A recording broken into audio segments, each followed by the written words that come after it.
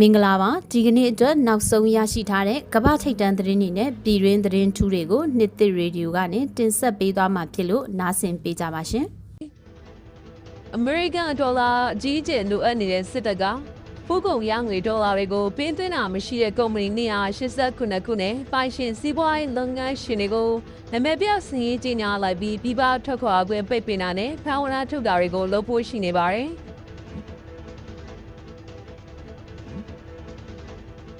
်ရန်ကုန်တိုင်းဒဂုံစိတ်ကမ်းမှာရှိတဲ့အာရှနဂါထဲကျုပ်ဆက်ယုံမှာ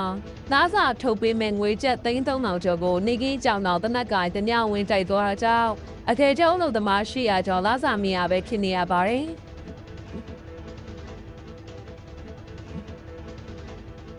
အီမန်ပိတ်ဆို့ထားတဲ့ဟော်မုန်းစီလဲကြားကို48နာရီအတွင်းပြန်ဖွင့်မှုအမေရိကန်သမ္မတထရန့်ကရာဇသံပေးလိုက်ပြီးပျောက်ဆုံးနေတဲ့အမေရိကန်လေယာဉ်မှုကိုပြင်းထန်ရှာဖွေနေတယ်လို့တစ်ဖက်မှာလည်းအီမန်စစ်ဗိုလ်ချုပ်ဆိုလီမနီရဲ့ဒူမာကိုအမေရိကန်မှာနေထိုင်ခွင့်ရုပ်သိမ်းပြီးနှစ်ထုတ်ဖို့လှုံ့ဆော်နေတဲ့သတင်းပါဝင်ရန်ကုန်ခေတ်သစ်ရဲ့ဒီနေ့နေ့လည်ခင်းရရှိထားတဲ့ပြည်တွင်းသတင်းတွေနဲ့နိုင်ငံတကာသတင်းတွေကိုတင်ဆက်ပေးပါမယ်ရှင်။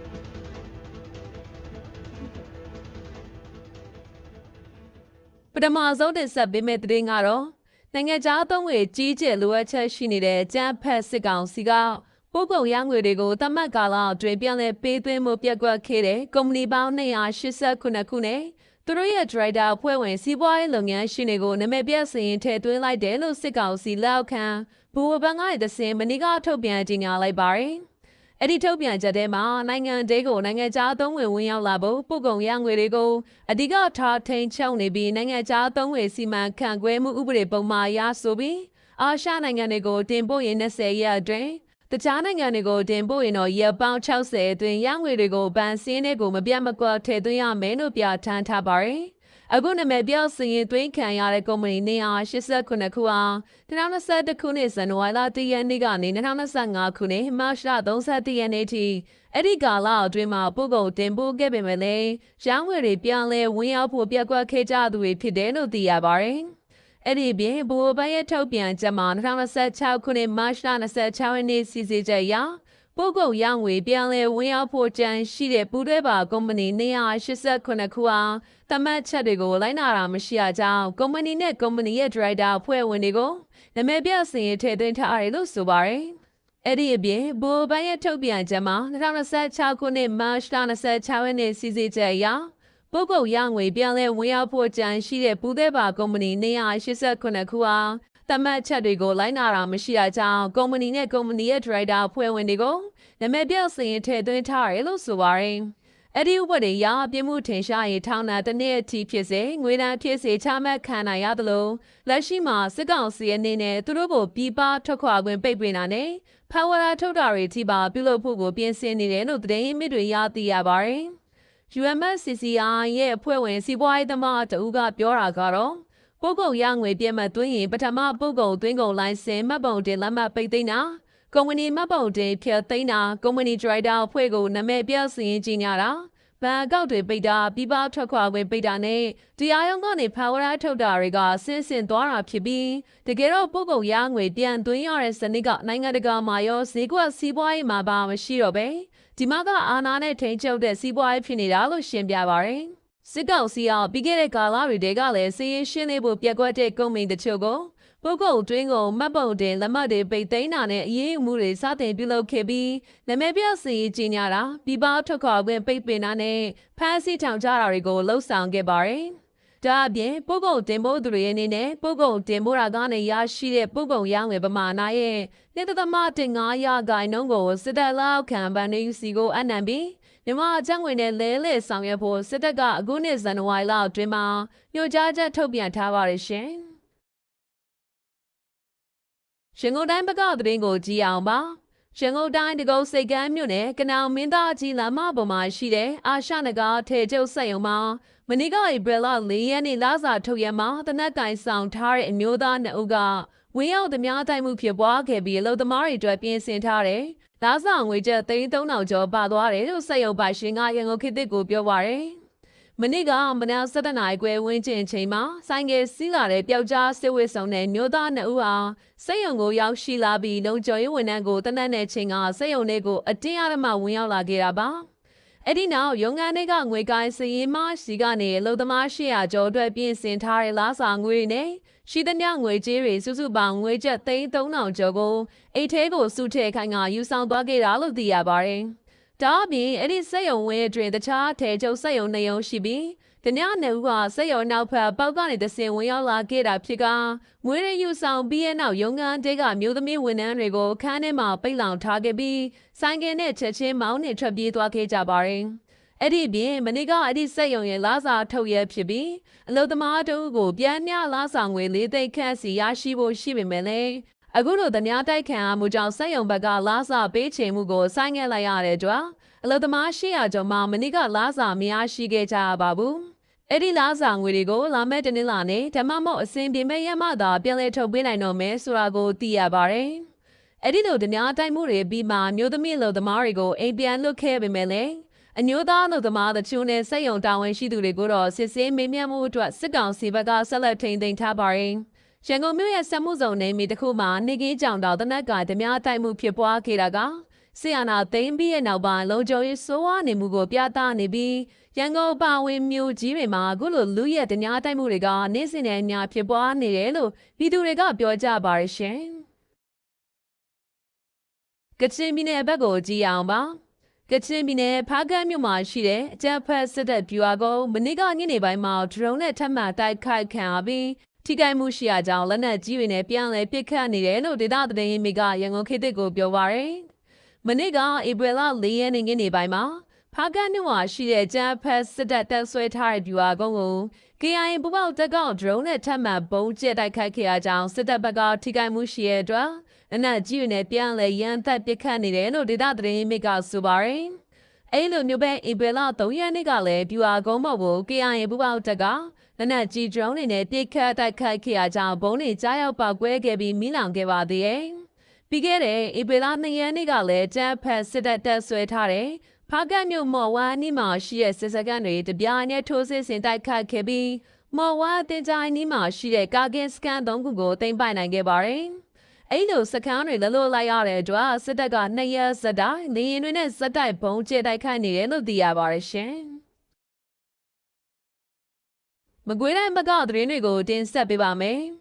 မကွေးတိုင်းပေါင်မြို့နယ်မှာရှိတဲ့ပြူစောတိရွာကိုရိတ်ခလာဖို့တဲ့ချမ်းဖက်စစ်ရင်တန်းတွေပြန်လည်ထွက်ခွာလာပြီးဒေါ်လိုင်းတပ်ဖွဲ့တွေလိုက်လံတိုက်ခိုက်တာကြောင့်စစ်တပ်ဘက်ကထိခိုက်သိမ်းဆုံးမှုများပြားက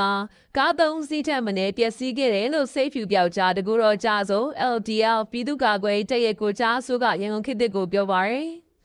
ပြီးခဲ့တဲ့မတ်26ရက်နေ့ကနေစတင်ပြီးပေါင်မြို့နယ်အတွင်းဝင်ရောက်လာတဲ့စစ်တပ်ရိတ်ခါဖို့ရင်နှန်းဟာပေါင်မြို့ကနေပြင်းနောက်ရွာကိုတွားရောက်နေချိန်ရင်နှန်းလုံခြုံရေးယူထားတဲ့နောက်ကျန်စစ်တောင်းကိုတောင်ချိုကြီးရွာနီမှာတော်လိုင်းတပ်ဖွဲ့တွေကတိုက်ခိုက်ခဲ့ရကြောင်းစစ်သား9ယောက်သေဆုံးခဲ့ပါတယ်။အဲဒီနေ့မှာပေါင်မြို့နယ်တဲကနေပေါက်တောင်မိုင်ပြူစောတိရွာတွေကိုရိတ်ခါဖို့ထွက်လာတဲ့စစ်တောင်းကိုလည်းလဲလန်းကြီးရွာနဲ့တရဖီကြီးရွာကြားမှာထပ်မံမိုင်းဆွဲတိုက်ခိုက်ခဲ့ကြပါသေးတယ်။အဲဒီတိုက်ခိုက်မှုတွင်ကျန်းဖက်စစ်သား10ယောက်ထပ်မံထိခိုက်ဒဏ်ရာရရှိခဲ့ပြီးသေဆုံးသွားတဲ့စစ်သားအလောင်းတွေနဲ့ဒဏ်ရာရသူတွေကိုလည်းကားနှစ်စီးနဲ့ပေါင်မြို့ပေါ်ကိုလာရောက်ခေါ်ဆောင်ခြင်းတောင်ချူရွာကြားနဲ့တောင်သားရွာနီးမှာပရိဒါမိုင်း3လုံးနဲ့မိုင်းဆွဲတိုက်ခိုက်ခဲ့ရကြောင်းကားနှစ်စီးလုံးပျက်စီးခဲ့ရပါတယ်။အဲ့ဒီပြင်ပြီးခဲ့တဲ့မတ်28ရက်နေ့ကစစ်တပ်ရင်ထဲဟာလဲလန်းကြီးရွာနဲ့တရဖီကြီးရွာကြားထပ်မံရောက်ရှိလာခြင်းဒေါ်လိုင်းတပ်ဖွဲ့တွေကကြားပြတ်တိုက်ခိုက်ခဲ့ရကြောင်းတိုက်ပွဲ2နာရီခန့်ဖြစ်ပွားခဲ့ပြီးစစ်တပ်ဘက်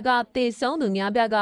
အယောက်20ထက်မနည်းဒဏ်ရာရရှိရပြင်ကားတစ်စီးနဲ့မီးနှောင်ပျက်စီးခဲ့ပါတယ်။တစ်ဖက်ကဒေါ်လိုင်းတပ်ဖွဲ့ဘက်မှတော့စိတ်ဖြူပြောက်ကြတကူတော်ကြားဆို LDF လေမိုင်းထိမှန်ပြီးစေကူသမှုခံယူနေရတယ်လို့စိတ်ဖြူပြောက်ကြတကူတော်ကြားဆို LDF ပြည်သူ့ကာကွယ်တပ်ကကိုကြားဆိုကဆိုပါတယ်။လက်ရှိချိန်မှာပေါင်မြို့နယ်တောင်မိုင်ပြူစောတိရွာတွေကိုရိတ်ခါလာဖို့တဲ့စစ်ရင်တန်းတွေဟာပြန်လည်ထွက်ခွာလာပြီးပေါင်မြို့ကိုပြန်လည်ဝင်ရောက်လာနိုင်တယ်လို့လည်းဆိုပါရယ်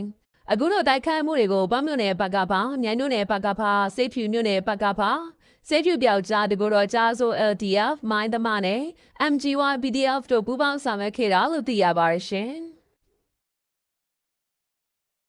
်မကွေးတိုင်းဘက်ကိုဆက်ကြည့်အောင်ပါမကွေးတိုင်းပေါင်မြို့နယ်နဲ့မြိုင်မြို့နယ်အဆက်ကိုကျန်းဖက်စစ်တပ်ကလင်းနဲ့17ကြိမ်ဘုံကျဲတိုက်ခိုက်ခဲ့တယ်လို့ဒေသခံပြည်သူတွေကရန်ကုန်ခေတ်သစ်ကိုပြောပါရယ်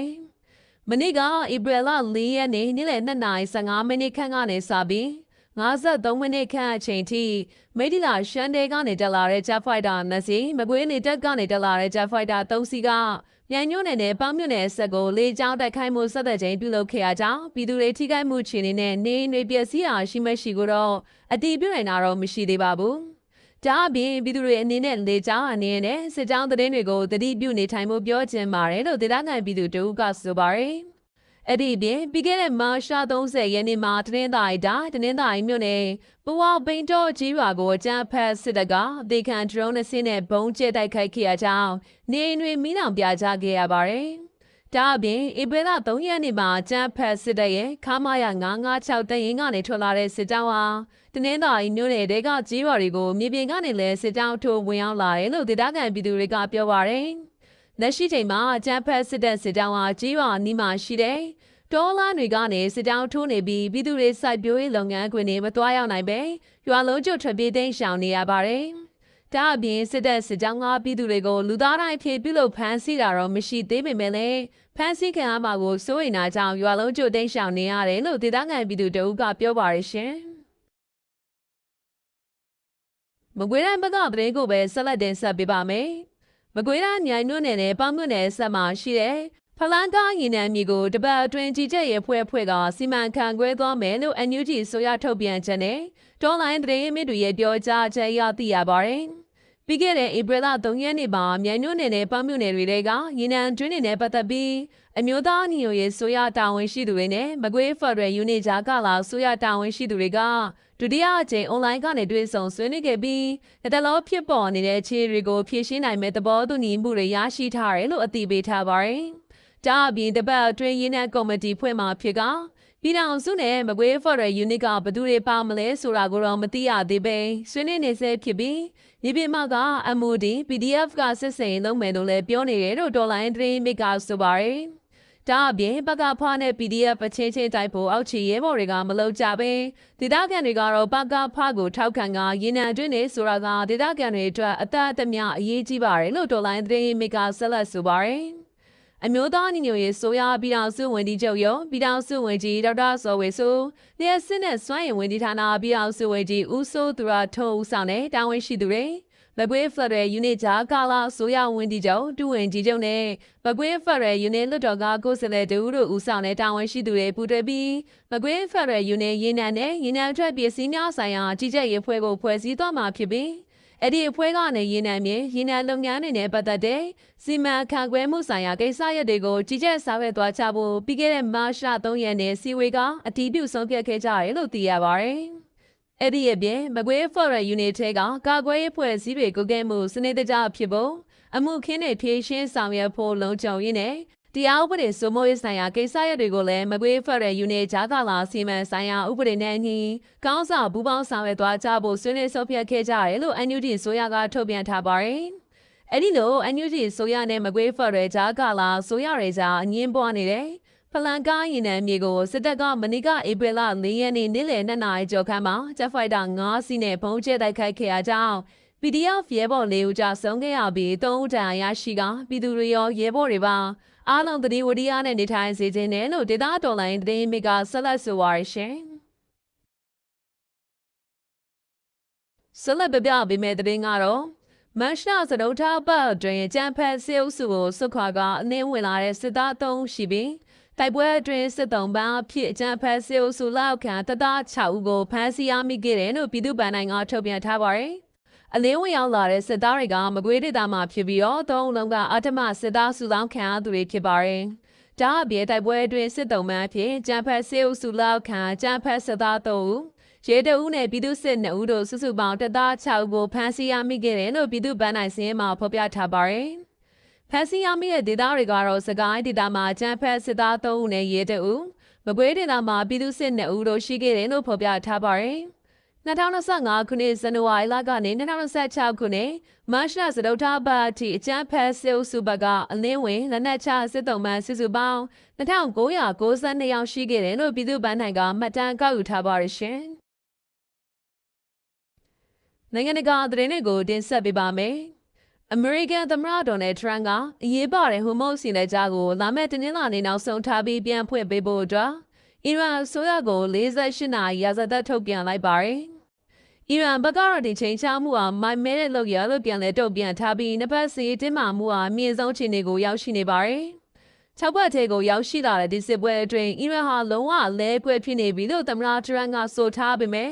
ပြီးခဲ့တဲ့တောက်ကြနေ့ကအမေရိကန်စစ်လေယာဉ်20ပြချခံရမှုနဲ့လေယာဉ်မှုတူပျောက်ဆုံးနေမှုကြောင့်ချင်းတွေကပုံမှုရှုပ်ထွေးလာတာပါ။အီရန်စစ်ဘက်ကတော့သူတို့ရဲ့အခြေခံစောင့်နေတိုက်ခိုက်ခံရရင်ငရေတကားတွေပွင့်သွားလိမ့်မယ်လို့တုံ့ပြန်ထားတယ်လို့ဒေတာတွေကအမေရိကန်စစ်စခန်းတွေကိုလည်းပြန်လည်တိုက်ခိုက်မယ်လို့ချိန်ချောက်ထားပါတယ်။ဒါအပြင်ပျောက်ဆုံးနေတဲ့ F-15E Strike Eagle လေယာဉ်မှုကိုအီရန်တောင်ပိုင်းတောင်တန်းဒေသတွေမှာပြင်းထန်ရှာဖွေနေကြပါတယ်။အီရန်ဆိုရပါရုပ်သံလိုင်းတွေကတဆင်ရန်သူလေယာဉ်မှုကိုတွေ့ရင်ရဲစခန်းကိုအနိုင်ဖို့ဒေသခံတွေကိုတိုက်တွန်းထားတယ်လို့အမေရိကန်ဘက်ကလည်းပျောက်ဆုံးနေတဲ့စစ်သည်ရဲ့ခြေနေကိုအတိမပြုတ်နိုင်သေးပဲဆက်လက်ရှာဖွေနေဆဲဖြစ်ပါတယ်။ဖေဖော်ဝါရီ28ရက်နေ့ကနေစတင်ခဲ့တဲ့ဒီစစ်ပွဲကြောင့်အခုဆိုရင်လူပေါင်းထောင်နဲ့ချီသေဆုံးခဲ့ရပြီးကမ္ဘာ့ဈေးကွက်နဲ့လောင်စာဆီဈေးနှုန်းတွေကိုအကြီးအကျယ်ရိုက်ခတ်နေပါတယ်။အစ္စရေးဝန်ကြီးချုပ်နေတန်ယာဟုကတော့အီရန်ရဲ့ရေနံဓာတုစက်ရုံကိုတိုက်ခိုက်ခဲ့တယ်လို့အတည်ပြုထားသလိုအီရန်ရဲ့ဘော်ရှာနျူကလ িয়ার စက်ရုံဒီကိုလည်းလေကြောင်းတိုက်ခိုက်မှုထိမှန်ခဲ့တာကြောင့်ရုရှားကျွမ်းကျင်သူတွေကိုဘေးလွတ်ရာကိုရွှေ့ပြောင်းပေးခဲ့ရပါတယ်။အီရန်ဒေါ်လာရဲ့ဆောင်တက် IRGC ဟာအမေရိကန်နည်းပညာကုမ္ပဏီကြီးတွေကိုတရှိုးလုပ်ငန်းလုပ်သူတွေဖြစ်သတ်မှတ်ပြီးတိုက်ခိုက်နေကဒူဘိုင်းမှာရှိတဲ့ရက်ခဲကုမ္ပဏီရုံးချုပ်ဟာလည်းတိုက်ခိုက်ခံရပြီးအဆောက်အဦမှာပေါက်ကြီးတစ်ခုဖြစ်သွားခဲ့ပါတယ်။အရင်ကလည်း UAE ရဲ့ဘာရိန်းမှာရှိတဲ့ Amazon ရဲ့ data center တွေဟာdrone နဲ့တိုက်ခိုက်ခံရပူပါတယ်။လက်ရှိမှာတော့ပါကစ္စတန်၊တူရကီ၊အီဂျစ်နိုင်ငံတွေကအမေရိကန်နဲ့အီရန်ကြားအပြစ်ခတ်ရက်စဲရေးအတွက်ကြားဝင်ဆက်ဆက်ပေးဖို့ကိုစ조사နေကြပါတယ်။ပါကစ္စတန်နိုင်ငံအစ္စလာမာဘတ်မြို့မှာတစ်ဆုံဆွေးနွေးဖို့ကမ်းလှမ်းချက်ပေါ်အီရန်နိုင်ငံကြားရေးဝန်ကြီးကလည်းဆွေးနွေးဖို့အစဉ်အသင့်ရှိတယ်လို့အရေးအမွက်ပြောကြားထားပါတယ်။ဒါပေမဲ့လည်းသမ္မတထရန့်သတ်မှတ်ထားတဲ့48နာရီတွင်ရေလက်ကြားပြန်မဖွင့်ပေးရင်စစ်ပွဲကပုံမပြေးထန်လာမယ့်အလားအလာရှိနေပါရဲ့ရှင်။ဆလတ်တဲ့ဆက်ပြီးမှကတော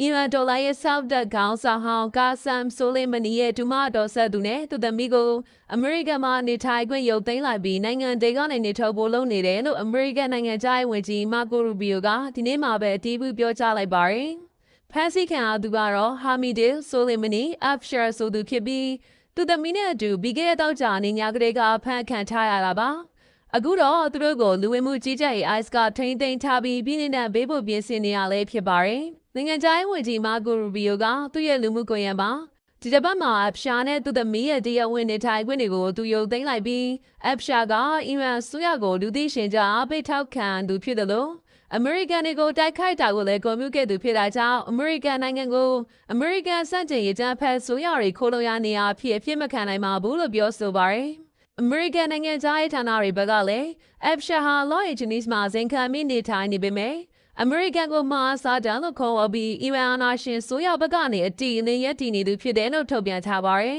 ။ဒါပေမဲ့ဗိုလ်ချုပ်ကြီးဆိုလီမနီရဲ့သမီးဖြစ်သူဇိုင်းနက်ဆိုလီမနီကတော့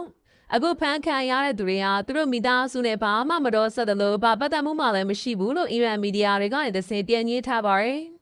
အခုလိုအီရန်ခေါင်းဆောင်ဘိုင်းနေနဲ့ပတ်သက်သူတွေကိုအမေရိကန်ကနေနေထုတ်တာကဒီလထဲမှာပဲဒုတိယအကြိမ်ရှိပြီဖြစ်ပါတယ်။ပြီးခဲ့တဲ့မတ်လလေတုန်းကလည်းအီရန်ယာရွှေကြီးအလီလာရီဂျာနီရဲ့သမီးဖြစ်သူကိုအမေရိကန်ပြည်သူသသိန်းခွဲကျော်ကလက်မှတ်ထိုးတောင်းဆိုတာကြောင့်နေထိုင်ခွင့်ရုပ်သိမ်းပြီးနေထုတ်ခဲ့ပါသေးတယ်။အခုဖြစ်ကတော့အမေရိကန်အစ္စရေးတို့နဲ့အီရန်တို့ကြားဖြစ်ပွားနေတဲ့၅ဘတ်မြောက်ကာလမှာဖြစ်ပွားခဲ့တာဖြစ်ပါရဲ့ရှင်။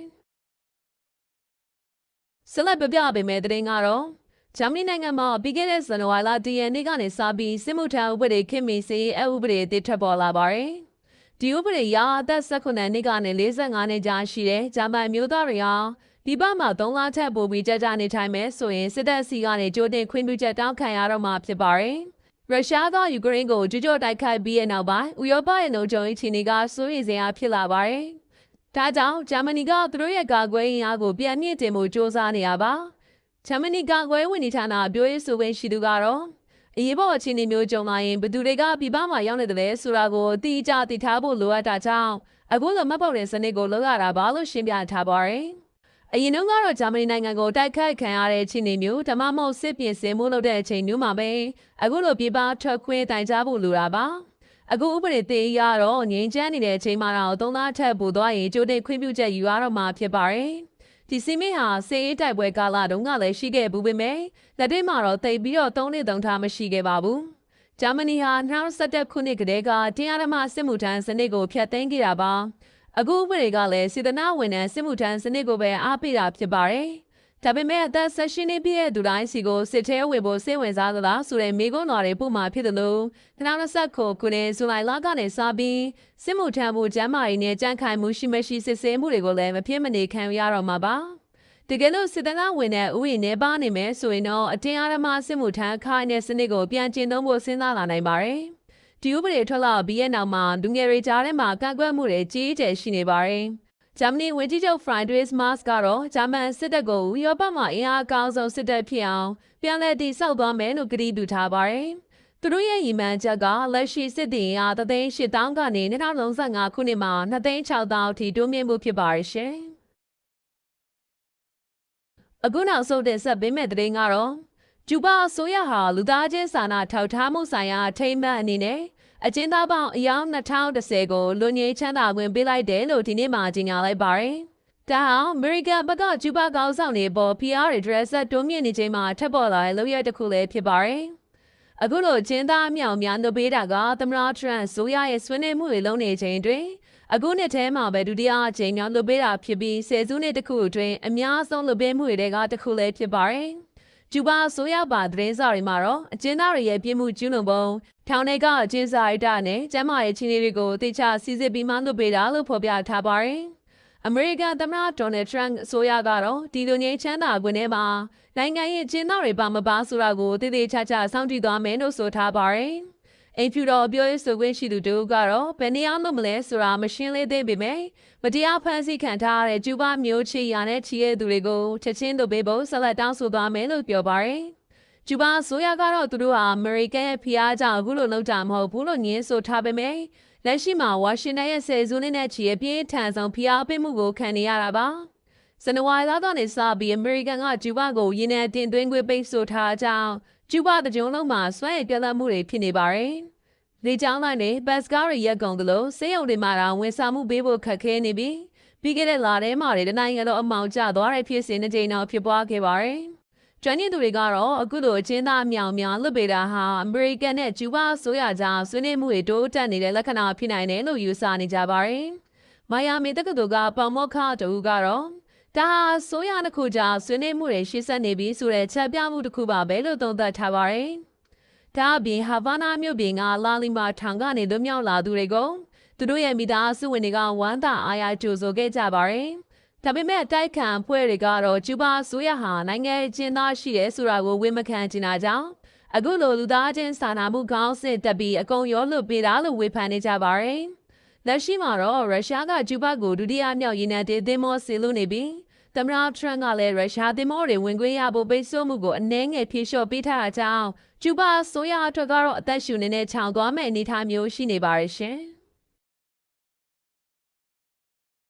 ဒါကတော့ရှန်ကုန်ခေတ်ရဲ့ဒီနေ့နေ့လည်ခင်းရရှိထားတဲ့ပြည်တွင်းသတင်းတွေနဲ့နိုင်ငံတကာသတင်းတွေကိုတင်ဆက်ပေးခဲ့တာပါကြည့်ရှုပေးခဲ့ကြတဲ့အတွက်ကျေးဇူးတင်ပါတယ်ရှင်။